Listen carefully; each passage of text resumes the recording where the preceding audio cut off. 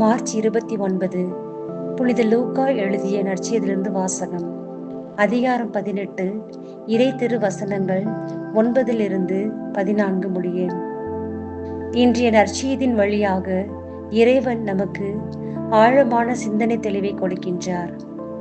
நம்முடைய ஜெபமும் வாழ்வும் இறைவனை நோக்கி பயணித்த வண்ணம் இருக்கின்றதா, அல்லது மனிதர்களை நோக்கி பயணித்த வண்ணம் இருக்கின்றதா?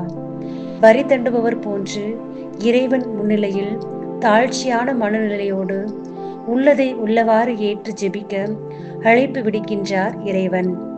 பரிசேயர் போன்று வெளிவேட தன்மையை விடுத்து பிறரை இகழ்ந்து ஒதுக்கும் செயல்களை விட்டுவிட்டு தெளிவான ஆன்மீக சிந்தனையோடு வாழ அழைப்பு விடுக்கின்றார். பல நேரங்களில் நாம் பிறருக்காகத்தான் நமது வாழ்வை வாழ்ந்து கொண்டிருக்கின்றோம். பிறர் என்னை தவறாக நினைத்து விடுவாரோ என்று. இறைவன் என்னை பார்க்கின்றார், உற்று நோக்குகின்றார், என் உள்ளத்தையும் எண்ணத்தையும் அன்போடு நோக்குகின்றார். இறைவனுக்கு பிடித்தது தூய்மையான உள்ளம், எளிமையான வாழ்வு.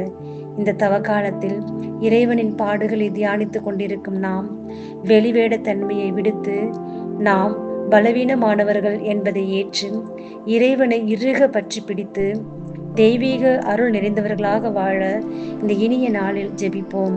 இறைவன் வாழ்த்து பெறுவாராக. ஆமென்.